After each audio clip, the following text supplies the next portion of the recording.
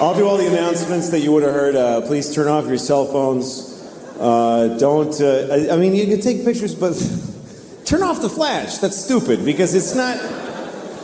You know, like when you're watching the World Series and there's all like that, like your flash is lighting Yankee Stadium.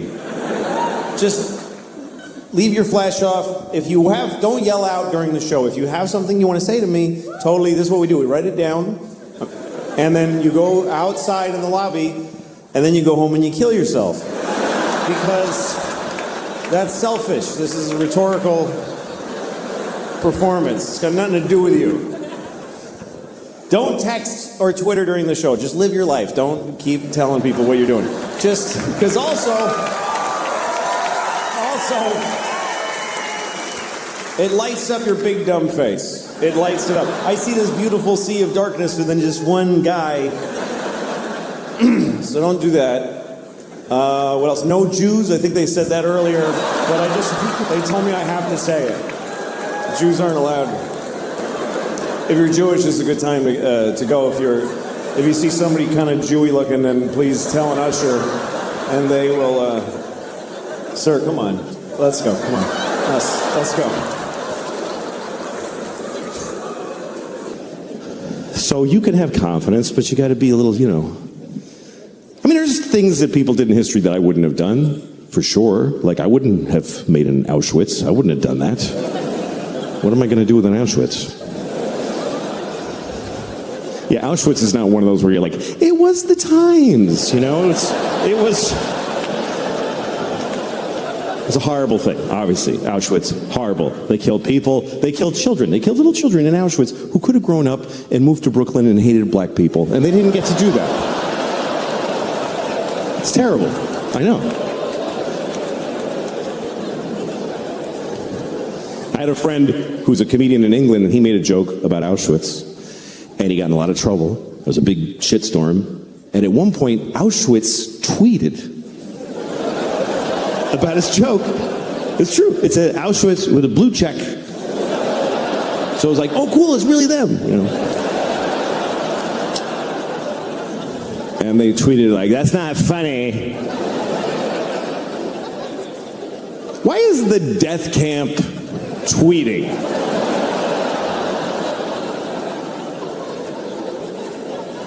Who's running the social accounts at Auschwitz? I got a summer job at Auschwitz. I'm running their Twitter. A lot of what they teach kids is just to make them polite people, you know? Like they teach them that there's words you shouldn't use. There's bad words. Don't use the bad words. I can't teach my kids that because I do this for a living. But I didn't want my kids to be, you know, assholes. So I used to tell them, like, okay, look, there's no bad words. There's no bad words. All words are good, bad, nothing. But there's some people that get upset when you use certain words. So if you're going to use those words, look at the person first and try to guess if they're that kind of person.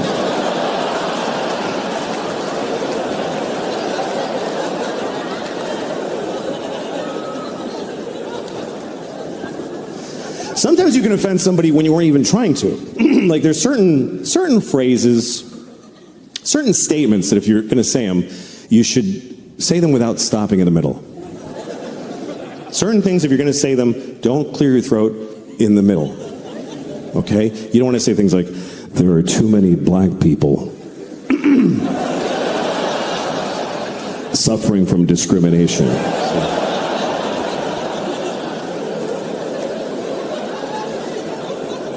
We need to stop the Jews from feeling excluded.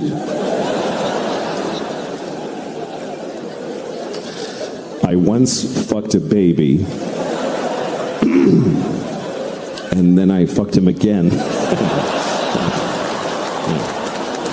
So you want to get through that one. Otherwise, people get the wrong idea. They'll think you only fucked that baby once. Okay, this is a book about Jesus. Actually, the whole book is not about Jesus. Only this much. Only that much is about Jesus. The rest of it is the Jews going like, and then we walked for 50 years in the desert, and we only had a little bit of oil. It was difficult. It's verbose. It's a lot. Look at it. It's just Jews just fucking, and then Jacob bought a goat, and he had Isaac, who had Ruth, who had Abraham. And Abraham lived to be 800. Yeah, I bet he did, too. The Jews in the early chapters are all like 800, and then God was like, I can't with these fucking Jews for 800 years. I can't. We're starting heart disease right now. Cut them down to 10%. There's a few missteps in the Jesus story, I'm telling you. Like when he went to Jerusalem for the first time, his friends put him on a donkey, and they took him through town, through Jerusalem, and they're like, King of the Jews, y'all. King of the motherfucking Jews. And the Jews did not like that. The Jews were like, not my president, whatever. I was talking to my friend the other day about Jesus, Christ. And I don't remember why, but I happened to mention that Jesus was Jewish. And my friend said, he was? And I said, yeah, Jesus was Jewish. And he said, I don't think so. And I said, that's okay. It already all happened. Doesn't matter what you think. But he argued with me. He was like, dude, Jesus couldn't be Jewish. Think about it. I'm like, you fucking think about it, you idiot. What was he then? What was he, Presbyterian? What was he? Catholic? Okay, Jesus was Catholic. And he had a gold chain with a cross. And when they nailed him up, he was like, oh, that's why we have those. That finally makes sense. I didn't even know. Oh, fuck, that's me. I'm the little guy on it. I'm curious about God. I'm curious about his life. I'm curious about God's existence. What's that like to be God? You know, we don't know anything about him. I think one reason people don't believe in him because we don't have a sense of God, because it doesn't say anything anymore. He used to talk all the time. He used to go up to people on the street. Hey, tell everybody does that. Writing on the rocks. Look at that. Do it. And it was confused. Everybody's like, oh, okay, trying to figure it out. And then for 2,000 years, he just, nothing, says nothing. And everybody's fighting. He could clear a lot of shit up with a 5-minute press conference. If God spoke for 5 minutes, he'd solve a lot of problems. He'd just show up, hi, everybody. Yeah, I'm the Lord. Okay. Real quick. First of all, Mormons just, no. What is that? Just go home. Also, Jews with the little things, what the fuck? I don't know. Put a hat on or don't. Nobody gives a shit. This is weird. I hate these. I hate them. I send everybody with one of those to hell every day. I do. It's just my thing. Just so you know. Do what you want, but that's where you're going. Now you know. Also, I don't care who you fuck. I don't care. It never mattered.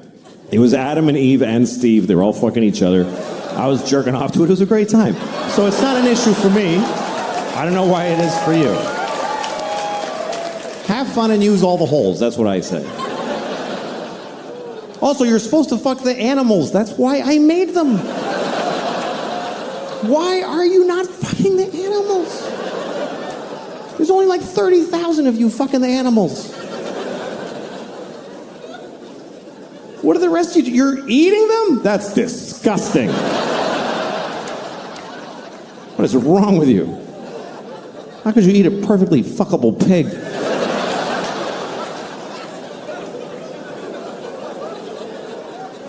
Saith the Lord.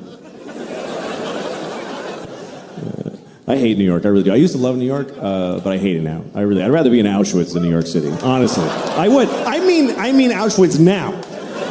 I mean today Auschwitz, not back when it was open. I mean now. It's nice now. There's a gift shop. People go there on purpose. They buy tickets. I think that's weird.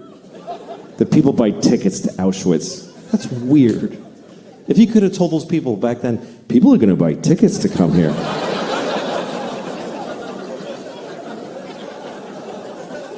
Yeah, wrap your head around that. Jew. That's all right. I'm sorry.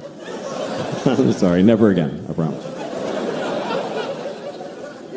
That's what we say about the Holocaust. Never again. Because they killed 6 million Jews. If they only killed like 10,000, would it be like, okay, 2 more times? And then taper off, because it's a little much. I'll tell you, I went to Auschwitz. This is a true story. I actually did go to Auschwitz because I was doing shows in Poland. Because I had to go to Poland to do shows. So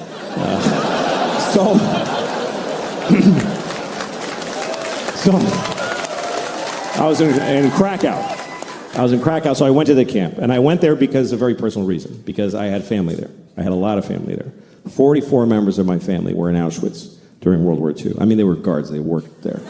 No. They were Jews and they died. It's okay. Don't be offended. It's true. We lost the whole family there. Everybody, because we were Hungarian Jews. My grandfather, on my father's side, he's the only one who made it. The rest of them, all 44 of them, went to Auschwitz, which I think they really regretted. But that's what happened, because the Hungarians sent all their Jews to. They weren't even occupied Hungary. They're just like, yeah, take our Jews. And they sent my whole family there, and they all died in Auschwitz, except for him. My grandfather's the only one who made it, because he got the fuck out of there before it started. In the late 20s, he fucking smelled that shit, and he got the fuck out. And he went to Mexico. He migrated to Mexico. And we found his immigration card. My uncle and I did the family history, and we found it. It says nationality, Hungarian, and it says religion, Catholic. And there's a picture of him like... like, fuck it, they don't know what a Jew looks like in Mexico. That's where I'm going. And that's why I'm alive, because he made that choice. It's also why I'm not Jewish. He was like, Jew schmoo, we're not fucking Jewish. Somos católicas. That was my abuelito. Became a fucking Mexican fast. That's what happened. That's how he made it. He's a fascinating guy, my grandfather. His name was Geza. That was his name. And he had a brother named Geza.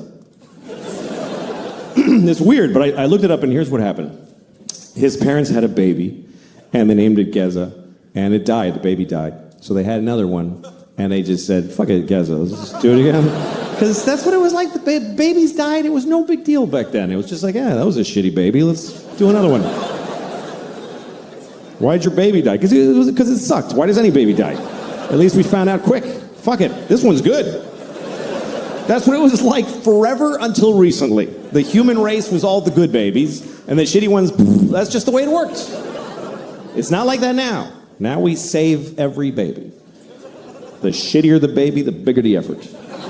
Because we love it. We love saving the shitty babies. There's always a documentary. Look at this baby. He's a fucking mess. Do you see that shit? We're going to save it. Make it live. And the baby's like, please don't.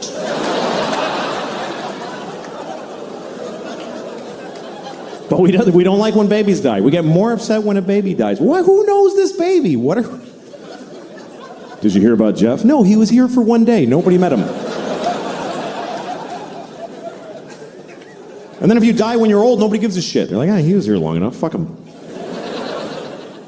You ever tell somebody, like, your grandmother died? My grandmother died. You're like, I'm so sorry. How old was she? She was 98. Oh. So why'd you even tell me? Hi. It's nice to see you. And it's nice. Let's talk about some shit. I always want to start conversations that way. Just get right to the talking.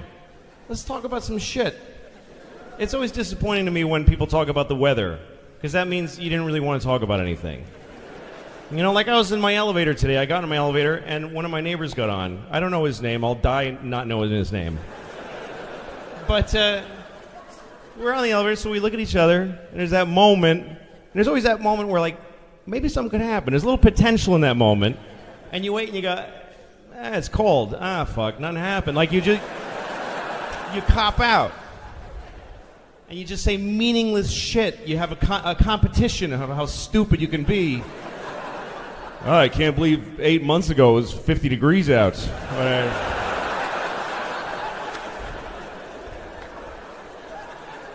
But what if you didn't do that? What if you didn't cop out? What if you just let the moment linger? Don't go to the weather and just maybe you could have a real moment. You just stand there, look at each other. I haven't talked to my dad in 8 years.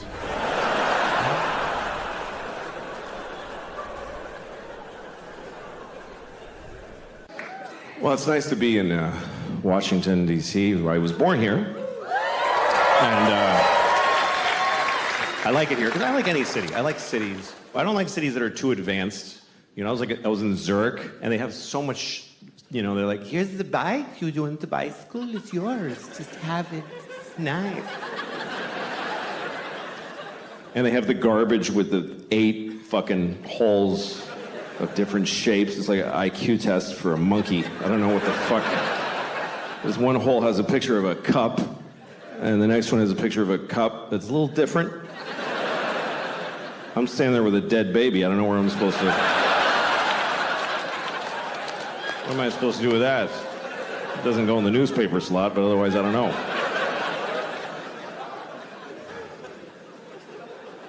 I like cities. I don't like little places. When I go to Europe, I go to the big cities. Everybody tells you, don't go to Madrid. You got just go to Madrid for like a day. And then you got to take a train.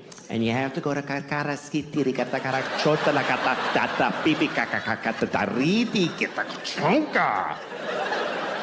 It's a beautiful little old village.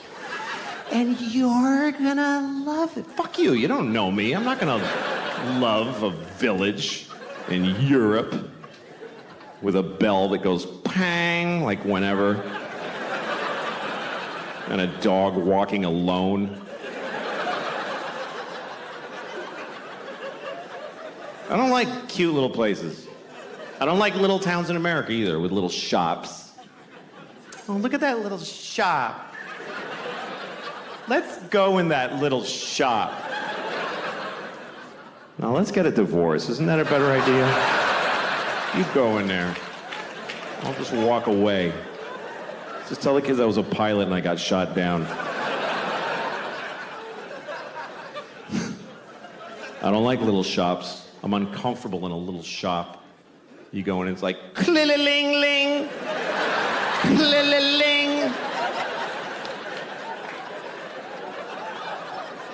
Now it's just you and her.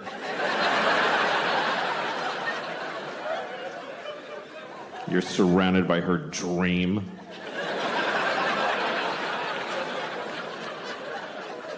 And you can't just go, ugh, and leave. Like, she saw you. You have to go all the way in now and look at all the little crafts that she made.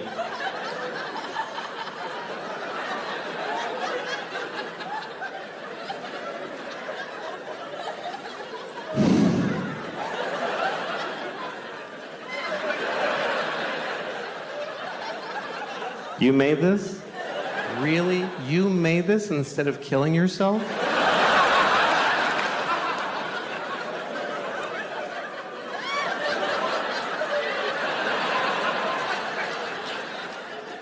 I fucking wish I was that mean. I really do.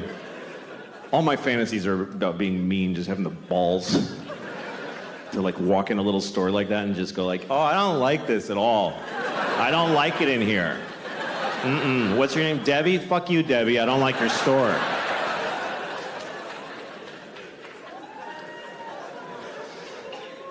I was in Florida recently. I don't like Florida at all. That's a shit state full of shit people. That's what I think. I hate Florida. I hate it. I hate the whole thing. I hold the entire...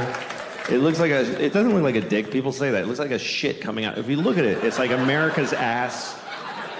And it's a shit that's just... That you're trying to... And there's a little... Cuba's like a little... That came first. That's what I think of Florida. Every time there's a hurricane, I'm like, yeah, get them all, Melissa. No, I don't mean any of that. It's just fun. It's fun to pretend. I was in a sushi restaurant in Florida, and it was empty. You ever go in a restaurant, and it's open, but you're literally the only person in there. You walk in, the staff is like sitting at the tables, you know? And you walk in, you're like, are you open? They're like, yeah. And so you go, oh, good. And they're like, oh, we gotta fire up the whole fucking restaurant for this one guy now? So I ordered a lot of sushi because I felt bad. for wasting their time, and I didn't eat most of it because I don't like sushi. And so the waitress comes over. She's Japanese, and she says, "You know Finnish?" Which is what she said. I'm not. It's just what she said. I'm not gonna change what she fucking said. I'm not gonna lie to you and say that she said you're not gonna finish that, because it doesn't happen to be what she said. And I have to do the accent, because it's weird if I tell you that she said, "You know Finnish?" So I'm stuck. I'm just telling you what happened. She said, "You know Finnish?" "Do you know Finnish? That's exactly what she said. It's a perfect replica. No, it was subtle. She said, "You know Finnish?" And I said, "No, I know Finnish." Because I think that's polite to repeat people's bad English to them. Otherwise, you're being a dick. It's like, "You know Finnish?" "No, I am not going to finish." You left out a lot of words. I took the liberty of restoring them.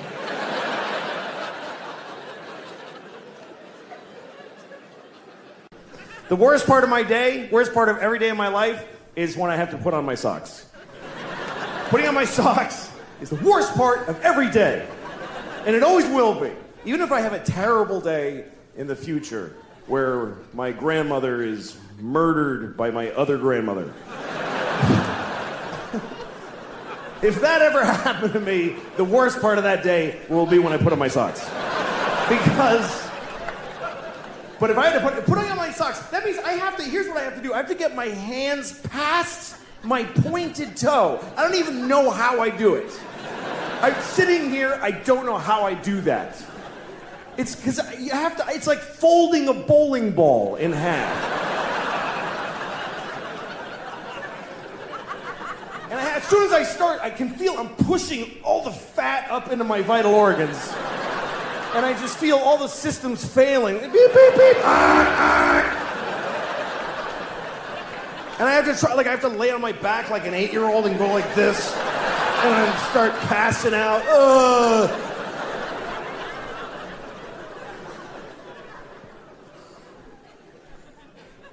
And I know other people's lives are hard.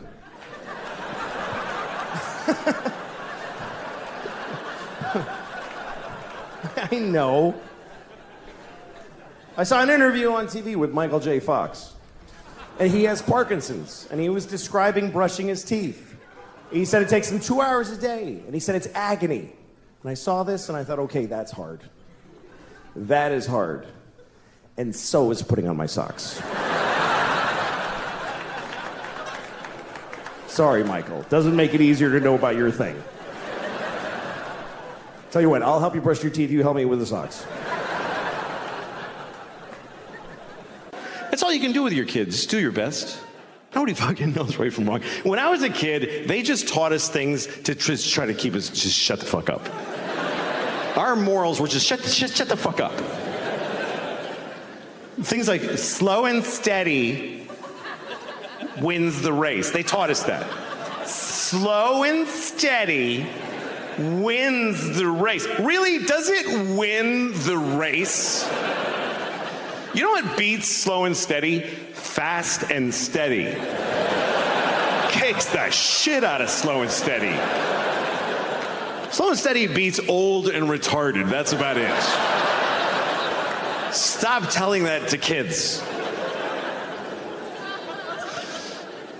A lot of what they teach kids is just to make them polite people, you know? Like they teach them that there's words you shouldn't use. There's bad words. Don't use the bad words. I can't teach my kids that because I do this for a living.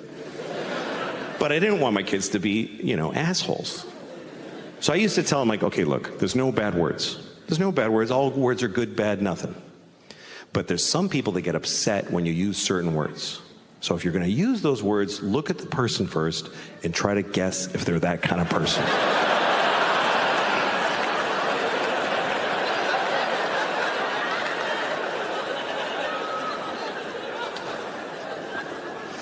Sometimes you can offend somebody when you weren't even trying to. Like there's certain phrases, certain statements that if you're going to say them, you should say them without stopping in the middle.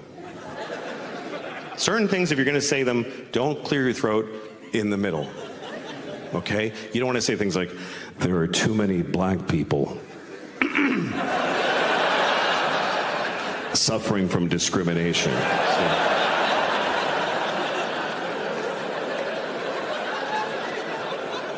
We need to stop the Jews from feeling excluded.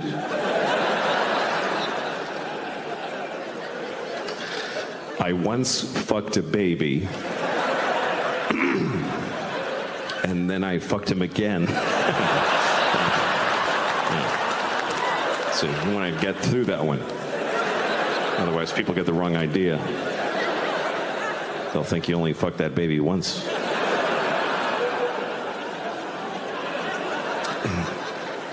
I was on an airplane, and we were about to take off, and the flight attendant comes on, and he says, "Folks, we have a special announcement. Our pilot, Captain Davis, this is his last flight."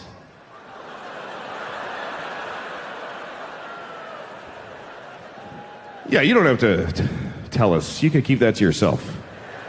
I'm not excited. Guess what? You're on the bleeding edge of his competence. He can barely do this anymore. His hands are shaking like crazy. We're going to make him stop after this one more time with you.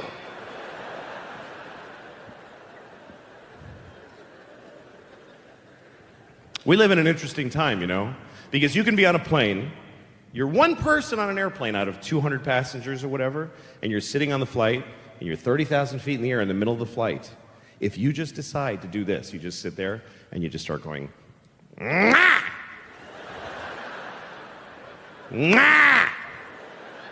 Mwah! Mwah!" Seriously, if you start doing that on an airplane and then don't stop doing it, they will land the plane. You can will a plane to the ground without a weapon or a threat. You don't even need to do that much. You can just sit there, you just start saying, down, down, down.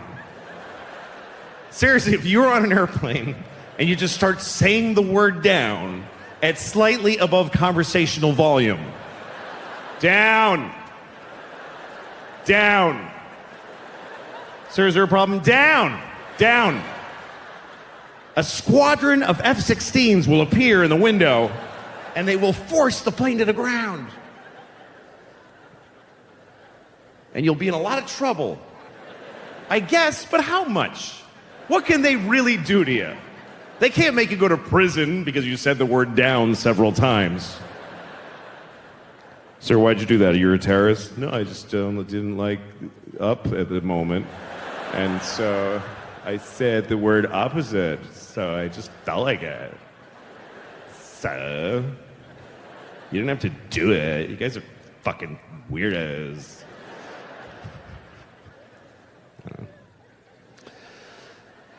I was in upstate New York in a small town, and I was standing in front of a drugstore.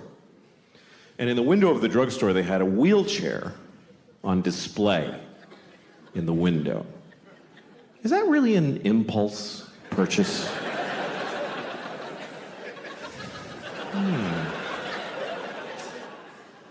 I should get a wheelchair. That would really help with my paralysis. Then I wouldn't have to drag myself everywhere I go, like I've been doing for 10 years since my legs were blown off at the marathon.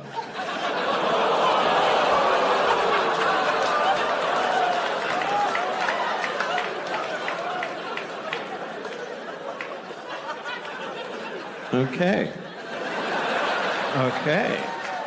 Bunch of fucking hypocrites, apparently.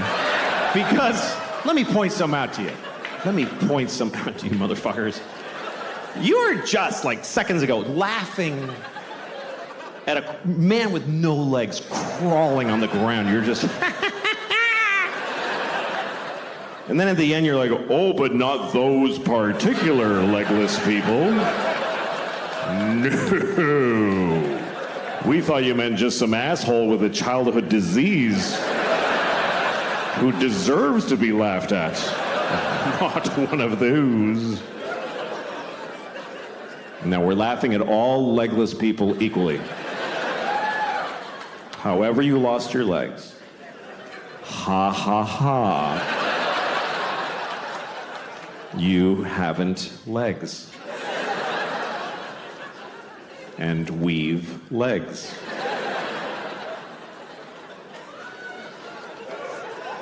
I have legs. I have 2 legs. 2 fucking legs. That's the maximum amount. I fucking love having 2 legs. I fucking love it. I wouldn't like having no legs. I really don't think I would like it. I think it would suck. I think it would suck shit out of the balls of Christ. It's an old Southern expression. It's not used like it used to be. I think 2 legs is better than none. That's what I think. That's just my opinion. It's not popular. You're not supposed to say that because you're supposed to always be very positive about disabled people. But I think that puts pressure on them to be positive. What if they don't want to be? Because the only story we want to hear is about the amazing disabled people. He's amazing. He lost his legs and then he won the leg-having contest. What about disabled people who aren't amazing? Who are just ordinary with a sweatshirt and some potato chips, and he's going, fuck, I wish I had legs. No, this is better. This is better with no legs. Why is it better? Because you can do anything now. I can do 4 things. Fuck off. I just don't know that our positive, non-disabled attitude really helps. Like retarded people. We're going to talk about retarded people for 20 minutes. That's what's going to happen. We're going to discuss retarded people for 20 minutes. It's not okay to never speak of them. No, we're going to talk about them. First of all, I want to talk about the word retarded, okay? Because the word retarded, it's a bad word, and people do not like the word retarded. They find it very offensive. Now, I'm a little confused by this, because it wasn't always a bad word. And I grew up in the 70s, and it wasn't bad back then. And most bad words were always bad. You know, cunt never had a day in the sun. There was never a time where the Santa Claus at the mall was like, come here, you little cunt, tell me what you want for Christmas. And then in the 90s, we're like, let's lay off a cunt a little bit there, gang. No, we used the word retarded in the 70s. We used it to identify people who were retarded.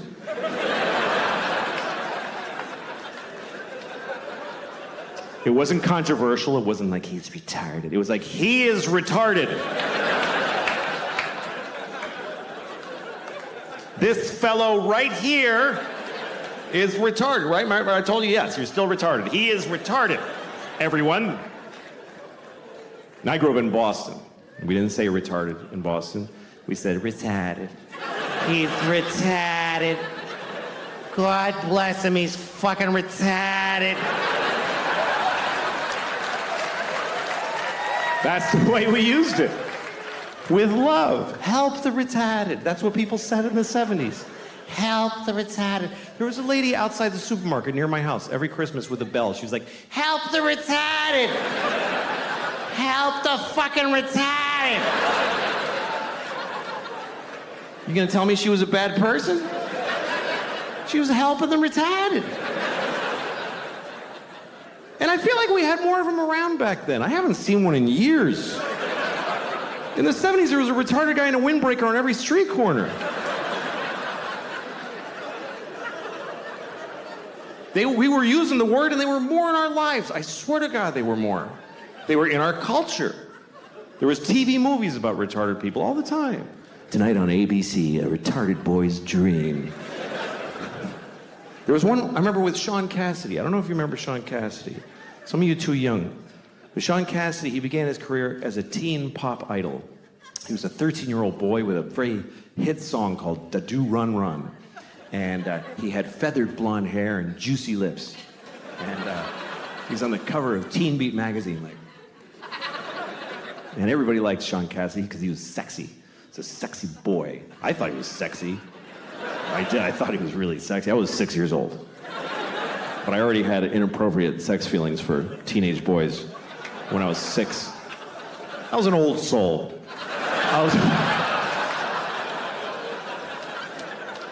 was a pedophile when I was 6. I used to go up to teenage boys when I was 6, like, hey, how's it going? That kid's weird, he's got a boner. Anyway. Not anymore, I outgrew it, but no. I'm not sexually attracted to teenage boys. I'm not. But I don't not get it. I mean, I get it. I'm not like, what? Like,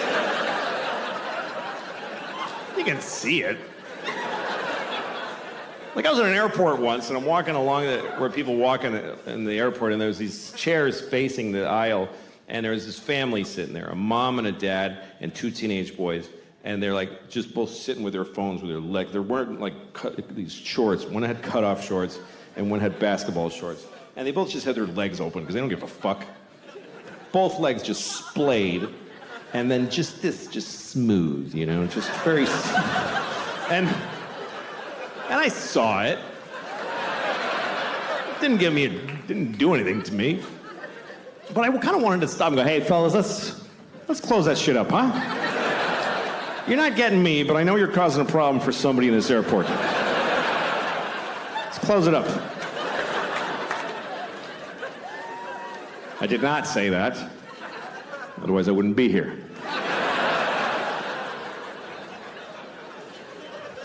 Anyway, let's return to the comfortable subject of retarded people, shall we? So Sean Cassidy. Sean Cassidy was a teen singer who then grew up. He was about 18. Now he was, old and gross. Nobody wanted to fuck him. So he started to act. And he had a movie on TV called Normal People, where he played a retarded man who wants to live a normal life. It was very inspiring, actually. And at one point, he didn't do like a big retarded character. He wore thick glasses. He talked like Elmer Fudd. That was the whole thing. So he goes up to the guy who runs the group home he lives in, and he says, I want to get a job. And the guys who runs it is like, Republican conservative. So he's like, you can't get a job. You're retarded,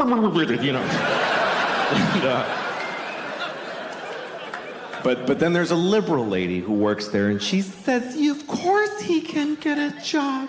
He's as good as anyone.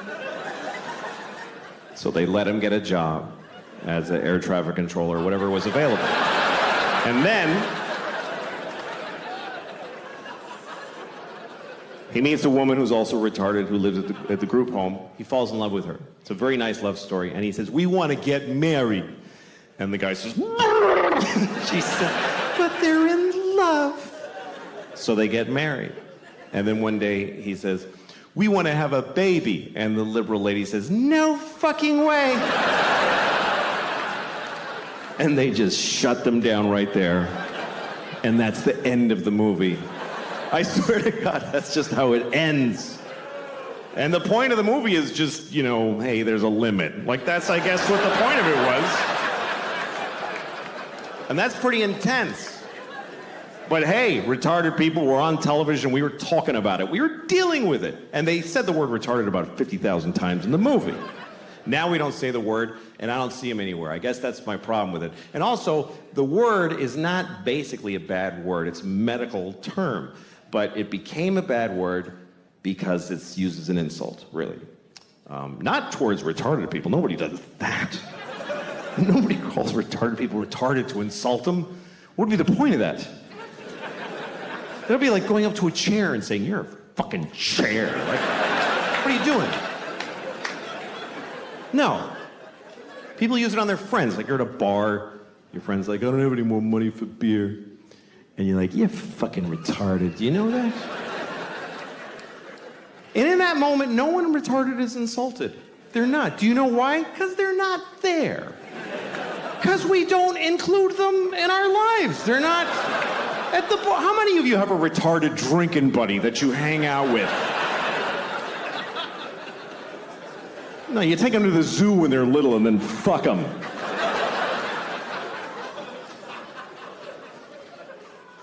This is what I find confusing about this thing, is that we told many generations of people that they were retarded. We told them that that's what they are, and they lived with it, and they dealt with it. And then we just decided it's a bad word. So did we tell them this? Did we go back to them and explain this to them? Listen, Nelson, I have something to tell you. You're not retarded anymore. You mean I'm cured? No. No. No, we're not even working on it.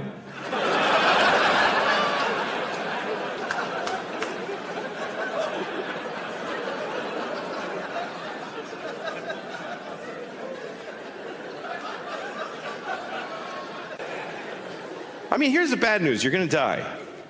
But here's the good news. When you get closer, you're going to want to fucking die. It doesn't keep being good. You don't get to keep your life the way it is. Like, I'm 55. Both hands hurt. Both hands. Both my hips hurt. I'm lucky I have only one asshole. The whole fucking body hurts. When you're like in your 30s, you don't even think about it. You're like, because here's like, there's the beginning of your life, and there's the end. So like, you start like in your like here by your 30s, you just shuffle. You don't even wear this movement. You're just shuffling along. Hey, life is good. It's pretty cool. And then somewhere you're kind of aware that way down there, people are falling off the edge. Oh, I don't know. It's weird. And then you're not thinking. Then all of a sudden you're close, and you're oh fuck, I knew that guy. Oh my god. Holy shit. But there are signs that your time is coming to an end, you know?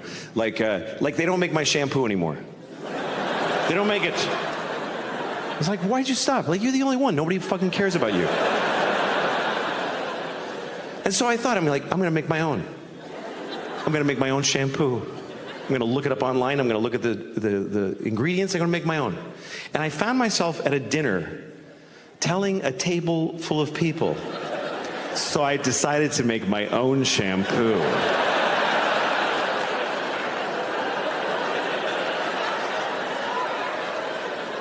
That's one of those moments where you tell yourself, just don't tell folks anything. You don't need to say it out loud. Just do what you're doing, die as soon as possible.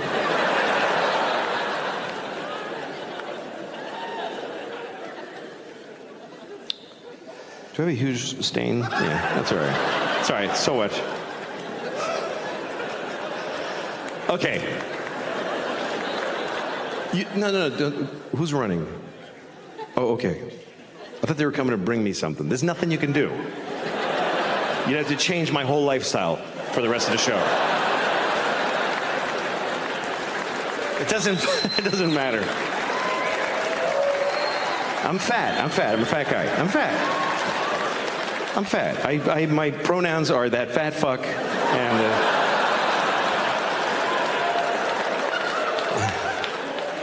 But here's the thing, I have body dysmorphia. I think I look good. I like this. I'm fine with it.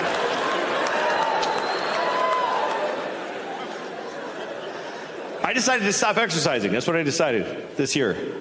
I'm just not doing it anymore. I made it to 55.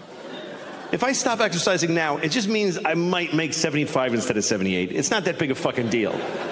I'm just not going to do it. You know who inspired me was Trump. It's the one thing he said that I liked. I don't know if you ever heard this, but Trump believes, he just believes, nobody told him this, but he believes that you should move as little as possible because you have a finite amount of movements and then you stop. He believes that. He just went, yeah, that sounds right, and he just thought it up. And he's proving it to be true. I mean, it's fucking working. I don't like the new exercise either. I don't like the Peloton, you know. It's a bike you ride and there's a video that encourages you. And they have that mirror that you stand there and it teaches you exercises. Then they have that gun you put in your mouth and you fucking...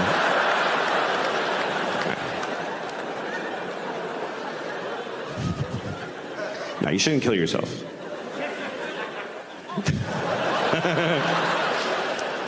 That's why I think you should not kill yourself. That's my opinion. I don't know you. Ask somebody that knows you.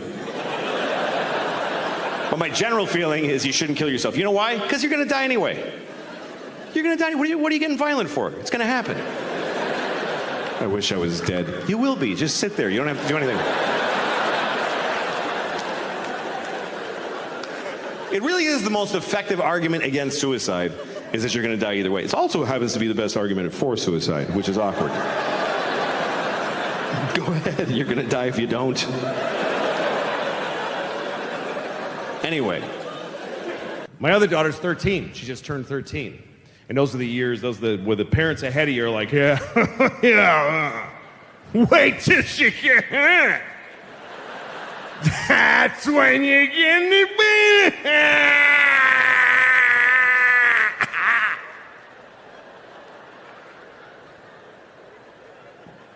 That's what they actually say.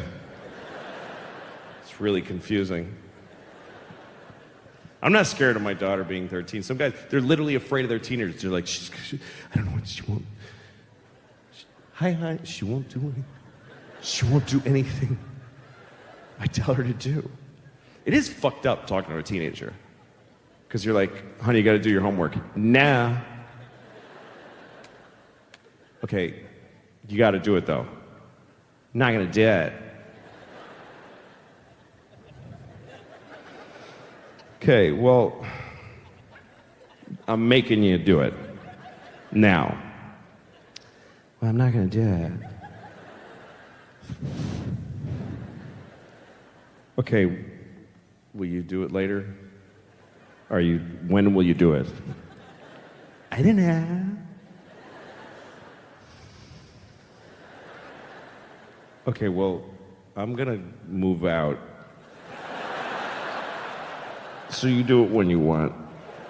Because this one thing that's it, I'm done. It's a little fucked up.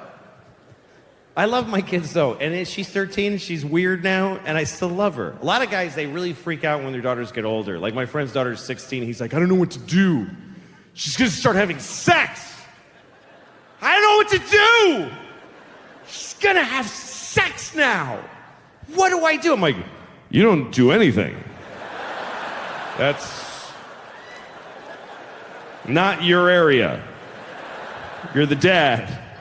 You have no role in her sex life. None. Not advisory or supportive, nothing. But what if she has a bad sexual experience? Oh, she's gonna have a number of those. Oh, yeah. She's gonna have some of those. Her whole life is gonna be just walking through a blizzard of bad dicks that just keep... Ah, shit. All the dicks... Shit, that's a... What? Just trying to get to work. Yeah, man. They're coming. The dicks are coming. It's a whole cloud of dicks. Get the pussies in the barn. The dicks are a-coming. Just a storm of dicks.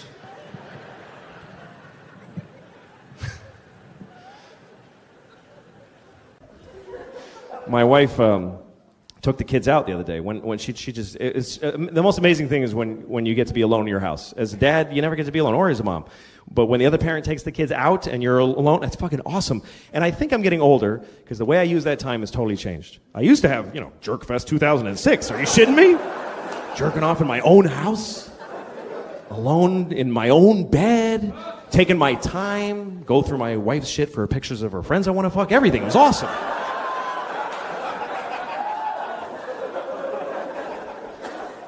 But I'm older now, so I don't do that. I don't care about that. Now, when everybody leaves, you know what I do? I just shit for hours. I take a big, long, beautifully private shit with nobody fucking with me. That's my dream in life, is to take a shit without people fucking with me. Because when you have kids, first of all, the other parent starts banging the window on the door. Get out of there! Help me! Or my 4-year-old walks in while I'm shitting. She just fucking walks in the room and does a little dance. I'm like, get out of here. My asshole is this big. I'm pushing a shit out right now. I don't want to see a cute face at this moment. That's traumatizing. And so when they leave, even if I don't have to, I just shit for a fucking hour. My ass dries out. I don't care. I stay there because I love shitting. That's how old I am. I love to shit. It's my favorite thing. I don't know why they call it number 2. I think it's easily the best one. It's in my book. It's number 1.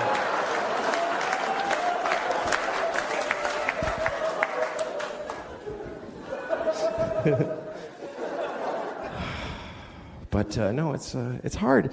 Having kids and being married, it's difficult. And, whatever. But Without any further ado, please welcome Louis C.K. Come on!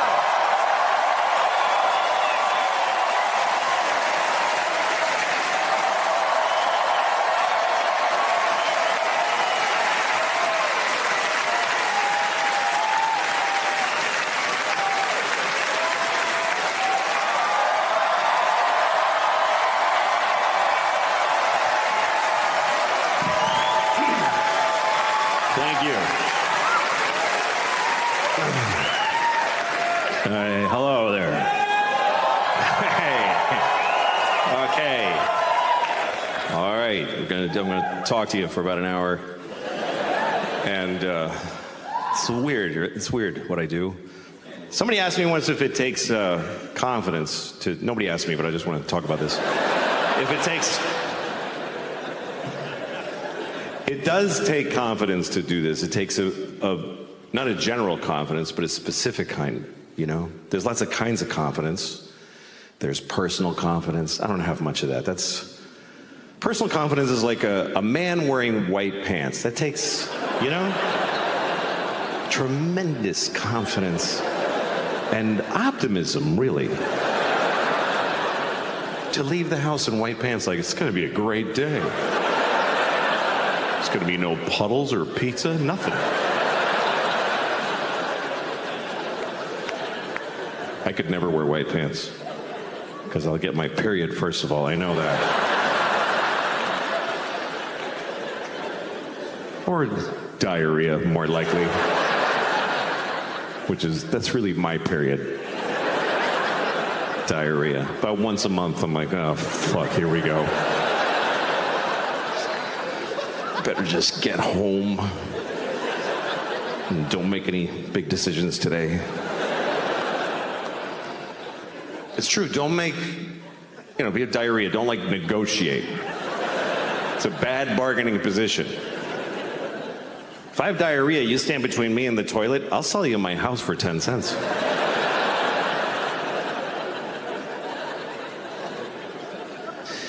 So that's one kind of confidence. Here's another kind, moral confidence. Moral confidence. That means knowing that you would do the right thing, knowing that you wouldn't do something wrong. Moral confidence. You can have that in your daily life because a lot of your days are the same. But what if you were in another time? I would love to believe, I feel confident that I would not have had slaves. I wouldn't have done it. I wouldn't have done it. I wouldn't have had any. Even if I lived in 17 whatever in Virginia and all my neighbors had slaves, I would have been like, you guys are dicks.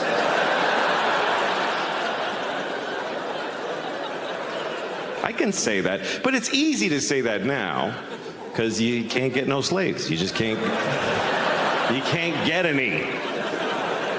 That's why you don't have slaves. It's not because you're better than back then people. It's because they're not available. That's a huge contributing factor. It's not a decision you need to make every day, like you're crying your groceries, but oh, fuck, maybe I should, I don't know, I better not, but geez, it would be easier. Because they're not there. It's not like they have slaves at Home Depot. I mean, they kind of do. But, yeah. There are some forms of kind of slavery. You can get a Russian woman to do whatever you want because her family's hostage. That's one of them. But that's still temporary. I mean, you could adopt like a 12-year-old from Bangladesh and... I mean, really, he'll move into your house and do your laundry and suck your dick, whatever you want. But Even he gets to leave when he's 18. Although, who wants them when they're that old? I'm just saying, excuse me. I'm just saying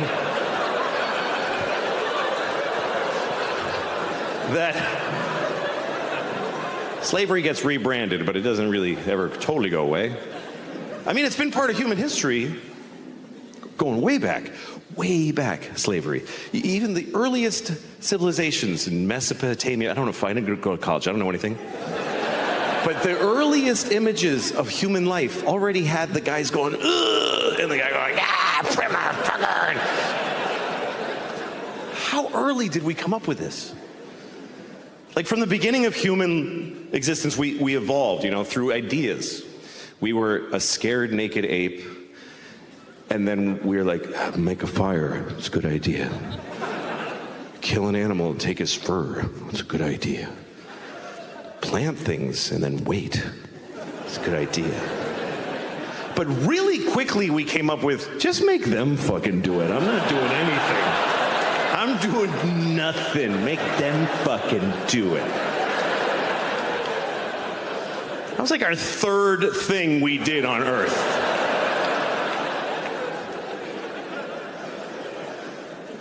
So you can have confidence, but you got to be a little, I mean, there's things that people did in history that I wouldn't have done, for sure. Like, I wouldn't have made an Auschwitz. I wouldn't have done that.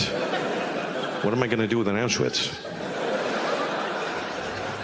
Yeah, Auschwitz is not one of those where you're like, it was the times, It was a horrible thing, obviously. Auschwitz, horrible. They killed people. They killed children. They killed little children in Auschwitz who could have grown up and moved to Brooklyn and hated black people, and they didn't get to do that. It's terrible. I know. I had a friend who's a comedian in England, and he made a joke about Auschwitz, and he got in a lot of trouble. There was a big shitstorm, and at one point, Auschwitz tweeted about his joke. It's true. It's an Auschwitz with a blue check. So it was like, oh, cool, it's really them,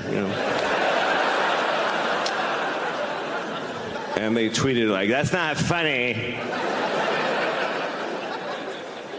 Why is the death camp tweeting?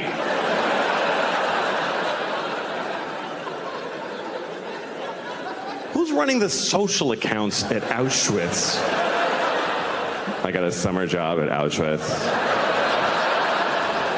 I'm running their Twitter.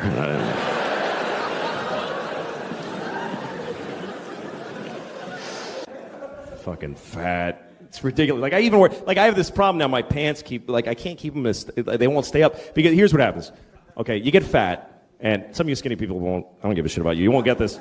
I hate skinny people because they don't empathize with fat guy problems. They just don't, like you ever have a skinny friend, you're trying to tell them like, I just wish I could have one donut and fucking walk away. I wish I could do that. I wish I had the power to eat a donut and your skinny friend's like, well, just eat the donut then. What's the big deal? You should totally just have a donut if you want. You should totally go ahead and have one. Just enjoy yourself and have the donut if you like that. Fuck you. You don't get it. It's a whole spiral that begins with a donut. Later I'm killing hookers. I don't even remember what happened.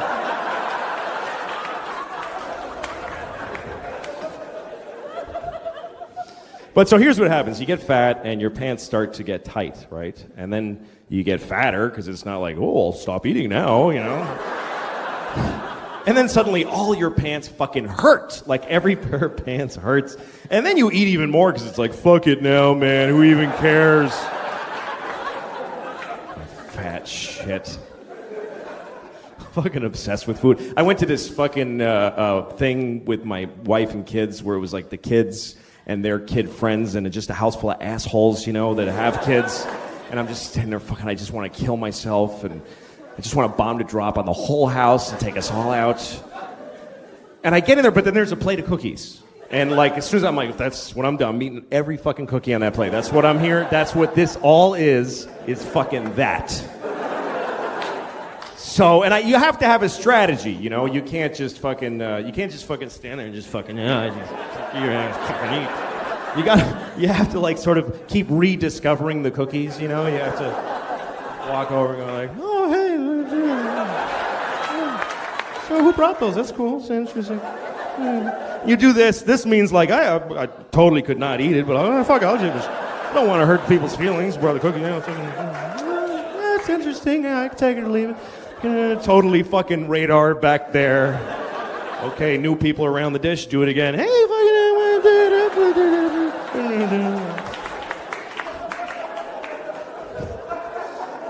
if people start noticing, you have to say something like, these are crazy. Like, I don't know what it is about them. Yeah, it's the fucking cookies. It's not you're a piece of shit that can't stop eating anything. But, so here's what happens, though. You get fat enough, though, what happens is your belly starts to push out like this, and then it pushes your pants down to your pelvis because they won't hang in the normal place anymore.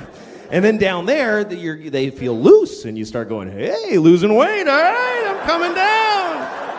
My pants are getting loose, I am getting thinner. I ate my way through to the other side, I did.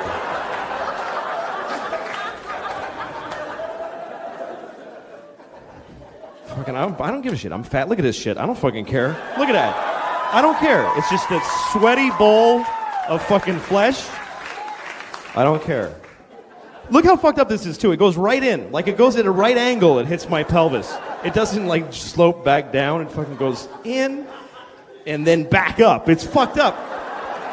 Like, when I'm in the shower and I'm scrubbing like this, when I get down there, I gotta turn in like this. I gotta actually make a turn. I'm gonna fucking cut in, or the crevice gets fucking filthy. It's ridiculous. It is. It's like a theater seat. There's like fucking receipts and shit and popcorn and fucking kids' toys and oh fuck, what the hell?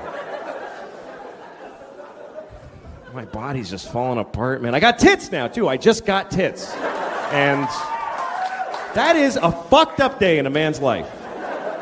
When you look in the mirror and you realize, fuck, I got because you don't see them coming. They're sort of pouting out a little by little, and then one day they just fucking fall a little, and that's it. You have tits. And they're there for good. They're not going to, like, go back. It's fucking over. That's the thing is that I'm 39. I'm not going to get better now. I'm not going to be all ripped when I'm 48. It's fucking over. It's this or a lot worse for the rest of my life. But the tits were the worst, because I used to laugh at guys with tits. That shit ain't funny to me anymore. Because that was an awful moment. I'm just standing there looking at all these feelings. They must be the same feelings that a teenage girl has when she gets her tits. It must be the same. It's the only thing that a 12-year-old girl and a 40-year-old man have in common is that moment.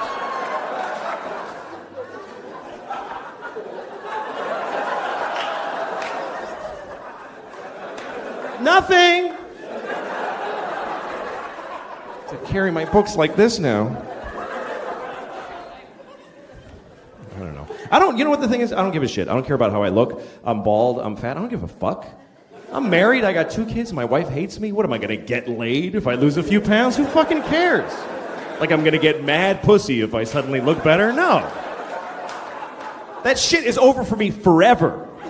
And I'm glad. I really am. I'm relieved. Now when I see a beautiful girl walking down the street, I'm like, hey, fuck you. I don't give a shit. Fuck you. Go fuck somebody else. I'll jerk off to you later. Probably have a better time.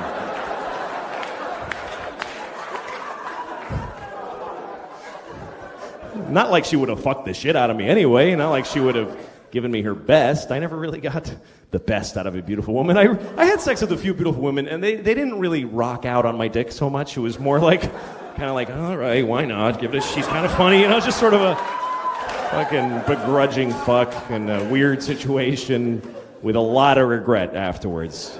I've been there, like, I was in Oklahoma City. I slept with this beautiful woman. She was so hot, and she got really drunk, and she fucked me.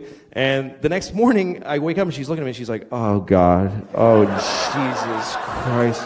Oh, my, I can't believe y'all got to fuck me. I can't believe. She was so bummed out. I think she felt like she had raped herself with my dick. That's actually, like, how she felt.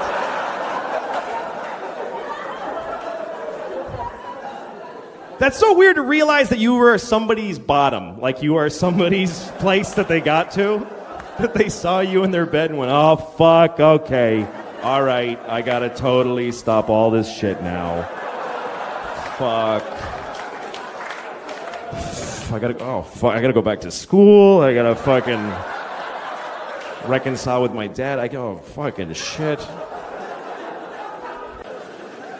But it really was an interesting social experiment, COVID, because everybody got told the same thing. The whole world got told the same thing. If you go out unnecessarily, millions will die. And a lot of us said, oh, I'm going out. Yeah. I'm going now and a lot. Yeah, and millions died. It's just, we're not that different from the turtles that you're trying to get them not to cross the fucking highway, and they're like, this is where I fuck over there, fuck you. And we're like, please stop. Putting little signs up, don't go, and he's, fuck you, I'm a turtle. It doesn't, we're not that different. We're just a fucking species. And we're just rolling along. Yeah, many dying old ladies died. That's what happened. Many dying old ladies finished dying.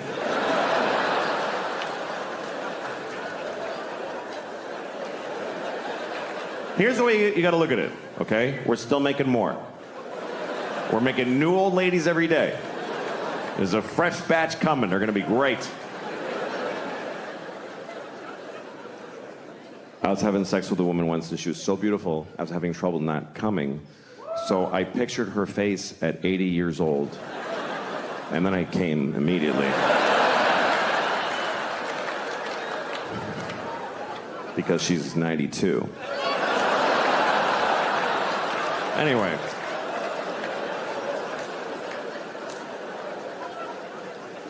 One thing I found very interesting was that during the pandemic, a lot of people really liked counting the dead people. That got very popular, was counting the amount of the dead and dying. Do you know how many people? Just today. Do you know how many people died of COVID-19? Just today. Why? Keeping a daily tally. We don't do, there's a lot of shit going on that we don't keep a daily tally of how many babies were dropped in a bucket of paint. And I looked that up. I'm not kidding you. It's 30 a day. It's a real problem. I'm serious. A steady 30 babies a day are dropped in buckets of paint. It's not random. It's one guy that won't stop doing it.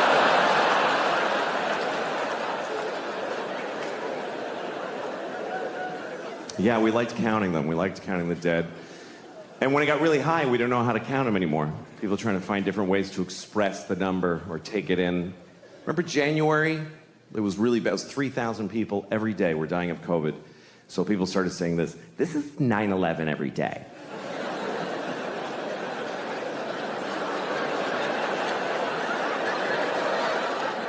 This is literally 9/11 every day. When did we start measuring deaths in 9/11s? When did that become the new how many football fields long is it? Per mass death. How many 9/11s was World War II? Can we look it up? I know the Holocaust was 2,000 9/11s. 9/11 wasn't that bad, it was just one. Only one 9/11 of people died on 9/11. That's like nobody died that day.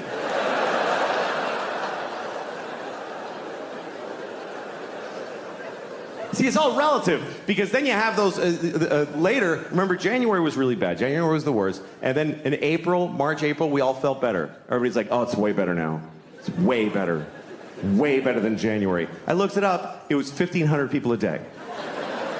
And everybody's like, it's way better than January. Really? It's half of 9/11 every single day. But that's way better. That would be like if on 9/11, after the first tower went down, you're like, oh, that's not that bad.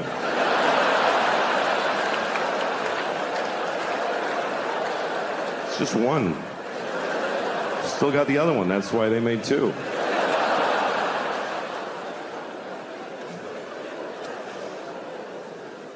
It's okay. It's all right to make fun of 9/11. It was a hoax.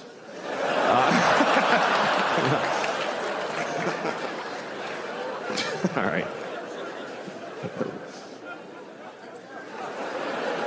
Sorry. Anyway.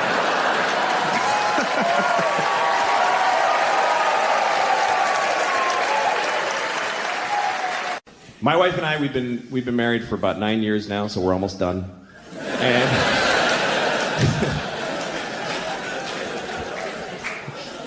after 9 years and 2 kids, you start looking at each other like, no, no, I'm not gonna just keep doing this. Who would do that? We went to therapy for a while, and the therapist was like, one day he goes, you should go on a date.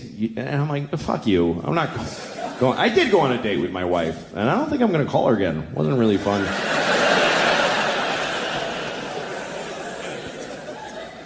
Some things do get easier as you've been married for a while. You start to understand each other better, and you start looking at yourself more. You spend a lot of your marriage looking at the other person and trying to change them or figure them out. And then you start realizing what you're bringing to the table, and you blame them less for shit, you know? Like, my wife will never fuck me again. I know that now. But I just feel differently about it. I used to get mad. I used to be like, she hasn't fucked me in months. How could she do that to me? Now I look at myself, and I'm like, how did she fuck me for years? She fucked me for years. She couldn't possibly have enjoyed most of those fucks. Which means she took about 500 for the team. You gotta respect that shit. I think it's hard for women to have sex if they don't feel like it. It's not a skill they have generally. Men have it, that's just different. We have different sexual skills. Men can fuck whatever, we don't care. We'll fuck you if we don't like you, everybody knows that.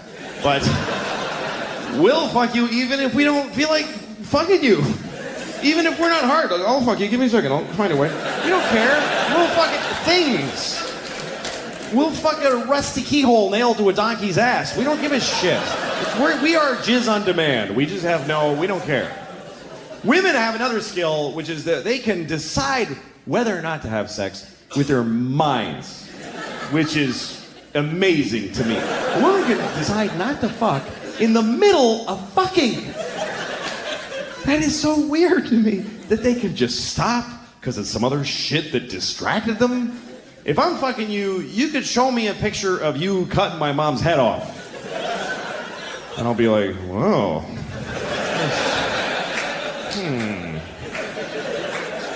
As soon as I come, we're going to have a talk about that picture.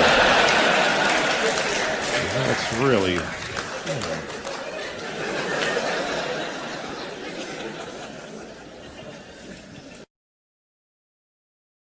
You ever flush a pet down the toilet? I had to flush my daughter's fish down the toilet. I came home, the fish was dead. She wasn't home from school yet, so I just flushed the fish. And that's a weird moment, too, because fish live in water.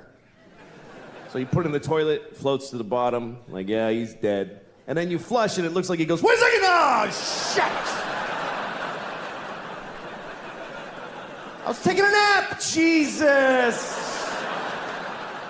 You gotta be in constant motion to get any respect in his house.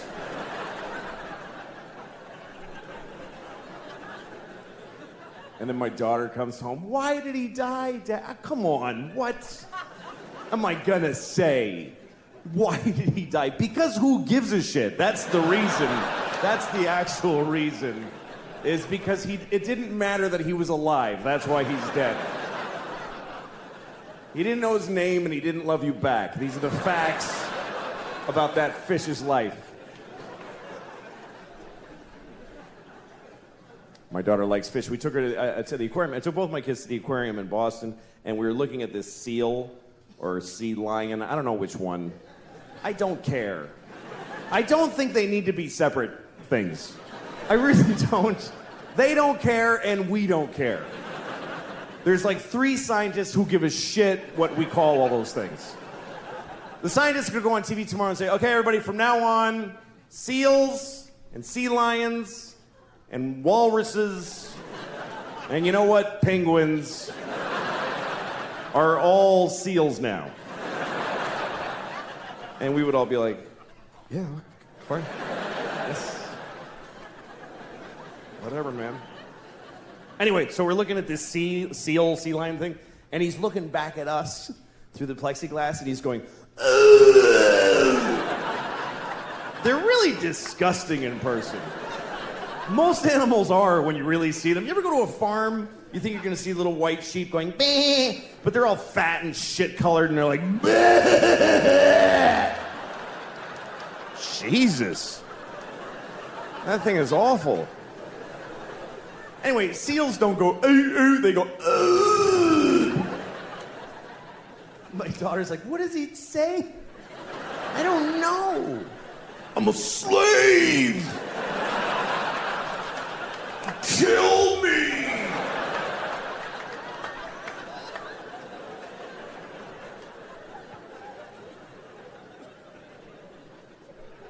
Something's changed when you get older, you know? Like, I've reallocated some of the noises that I make. Like, the noise I used to make when I come is now the noise I make when I pee.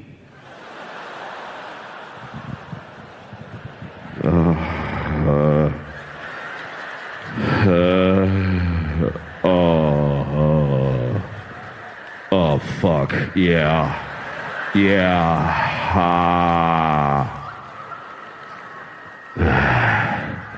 Take it all, bitch.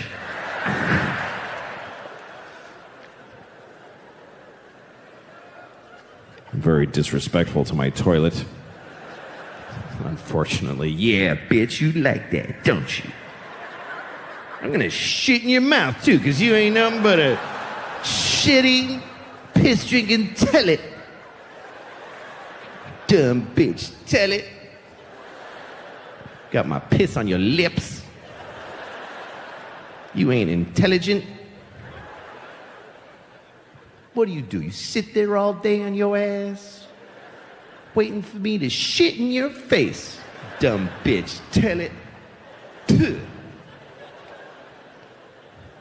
You ain't even special. I pissed in 3 toilets today. Shit. Quit crying. I love you.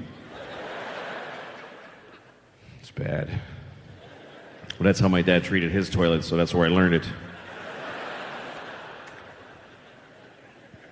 Anyway, that's the noise I make when I pee. Some of you might be wondering, none of you are wondering, what noise do I make when I come? Okay, so this is the noise I make when I come. It's not that special. I just go like this. It is done! It's a whole thing with a cloud with funnels of... Ah! The crows come and there's lightning. The circle is complete!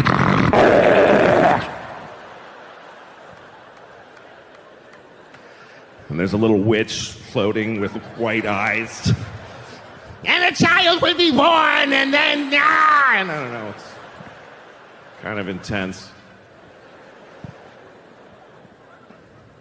And some kid throws a lightning bolt at me, and I go, ah! And I go to sleep for 1,000 years.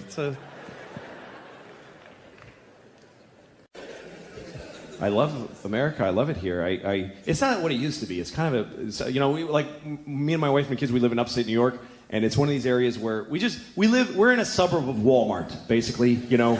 It's just Walmart and Walgreens and Rent-A-Center. Do you know what Rent-A-Center is? Do you know what goes on in a Rent-A-Center? People go to Rent-A-Center to rent like a chair. Or a couch. How shitty is your shitty, very shitty life that you need to rent a lamp for $40 a month? And then you go broke and you gotta go, honey, they're gonna take the lamp today. Because we didn't pay the lamp rent.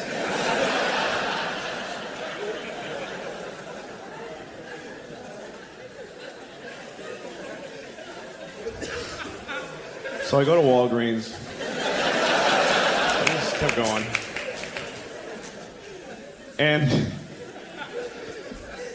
Walgreens is depressing because it's a drugstore, but they sell whatever. I go in there, they sell sweatpants. Right when you walk in, a big rack of sweatpants. It's a drugstore, but they're like, somebody brought them sweatpants, they said, fuck it, they'll buy them, but just put them out, it's fine. Right next to the sweatpants, vodka.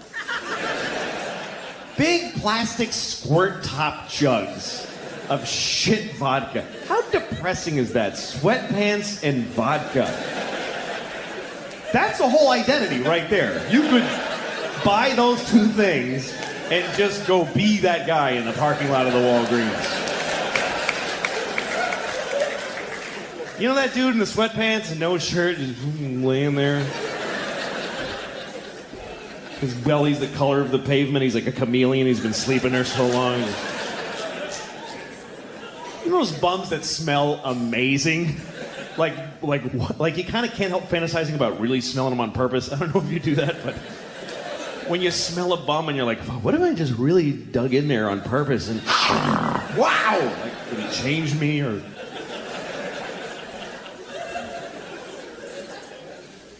And I go to Walgreens and they're selling, you know, I'm going to the back of the pharmacy too, and the pharmacy is the most depressing place in the world. People in Walgreens are just milling around in flip-flops and hitting their kids in the toy aisle, like beating their kids in front of toys.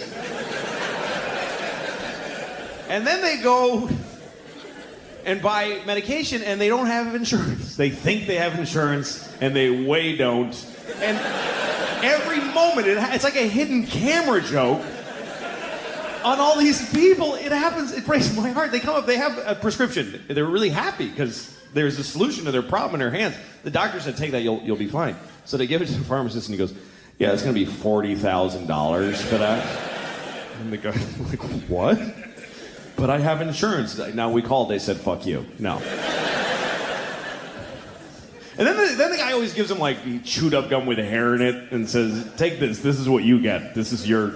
And they always ask, is this as good as the other one? Fucking no, of course not.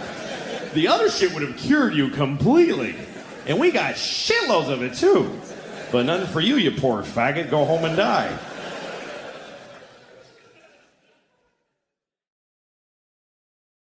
I was changing my daughter the other day, and she's too old for diapers now, but she's still in them, and it's bad because this kid does not poop. This kid craps. This is not okay anymore. I was changing her diaper the other day. It was like a 48-year-old alcoholic man's shit in her diaper. Like she was out all night drinking Jaeger, and she went to Denny's and got a Grand Slam. Ate half of it, got in a fight in the parking lot. Passed out in a Pontiac and shit herself. And her friends drove her home with the windows open and dumped her on my lawn. And now I gotta clean it. And it's crazy. And you can't even react. You can't go like, what the fuck? That's disgusting. You'll fuck them up about their own shit. You gotta be nice. You open her diaper, it's just chaos in there. It's just bananas. It's just... every shit amazes me. I'm never used to it. Everyone, I'm like, okay, wow, what is that? You have been eating diarrhea for a week, I think. Because that's awful.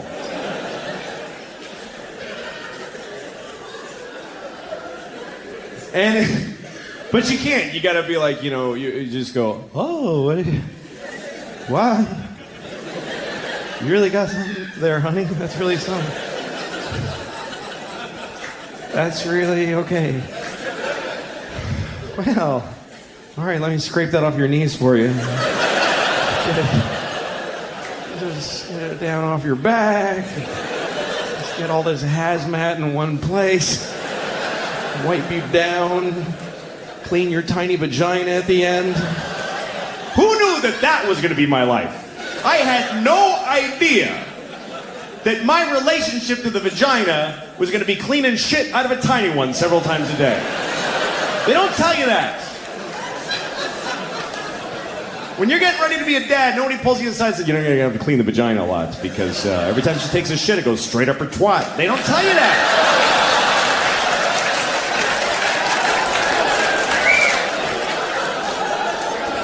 Nobody tells you.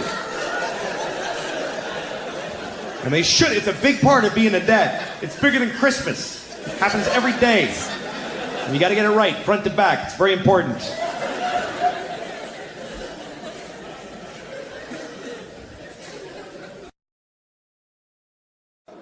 I have this friend, he has a phone that can IM, he can instant message, and so now I really want him to die because I'm sick of getting these fucking messages from him on his phone. I'm in a shoe store. That's the whole message. We're not secret agents. I don't need to know where you are. So I get this message from him. He says, I'm on an airplane in Seattle. So I wrote back and I said, well, I hope your plane crashes. And he gets pissed off and he calls me, take it back. We're about to take off. I'm like, fuck you. I hope it crashes. I don't have to take it back. Hope it crashes twice. Hope it crashes and kills Happy and they go, fuck it, let's try again. And they take off and crash again. I hope that happens. Sincerely, I hope it. And he tries to make, he goes, well, how are you going to feel now if my plane crashes after you went and said that? I'm like, are you shitting me? That would be amazing. To know that I can do that? I'd happily trade your life for knowledge of my powers. He's one of those guys who just makes you hate him because, you know when you have a friend that you hate, you can't break up with your friends, you know? He always starts conversations that I don't want to have. You know, he's like, hey, what would you do if you had a time machine? I'm like, fuck you. I don't... You know what? I wouldn't use it. I just let it sit in my house. I'd put a drink on it, and yeah, I got a time machine. I never even wanted it. I don't know. I'm not interested. I'd use it to go back 30 minutes ago and punch you in the fucking face before you asked me that. That's all. One use. So he goes, well, here's what I would do. Because of course that's the whole fucking point of asking me, is to stare at me while I say mine and then say his. So he said if he had a time machine, he would kill Hitler. Like he would go back and kill Hitler. I love that he thinks he can just kill Hitler just because he just goes back there and walk up and kill the dude. And I was thinking, that's a noble purpose for a time machine. I would do that, but I would have gone back then, but I wouldn't have killed Hitler. I would have raped him. That's what I thought. Because I think that would have been enough. I think that would have stopped him from doing all that shit. If he had been raped by me, he never would have pulled any of that stuff, man. Should we invade Poland? No, I'll just take a shower. I don't feel good. He would have...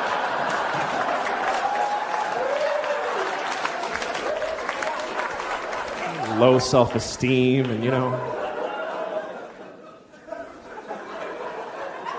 I'm not condoning rape, obviously. You should never rape anyone.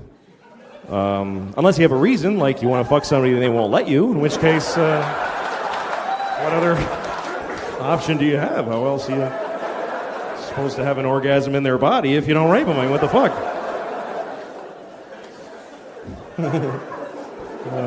Okay, that's fucked up. I was thinking the other day, what if there was a baby who was born, and there's been a lot of fucked up babies. There's all kinds of babies born. There's been babies with, you know, connected at the face to a dog or whatever. There's been babies with 3 legs, with hands on them. There's been Chinese babies. That's the worst thing I ever said. I think I just finally said the worst thing I have ever said. That was totally unredeeming and horrible. And it feels good. It feels good to have found the bottom. It's a comfort in knowing that I just said the worst thing I'll ever say in the rest of my life. It's good.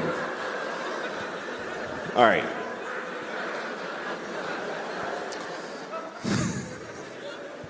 Yeah, I'm not a good guy. I am not. I wish I was a good guy. I like the idea of being a good guy. Sometimes I have an opportunity to be a good guy, but then I don't necessarily do it.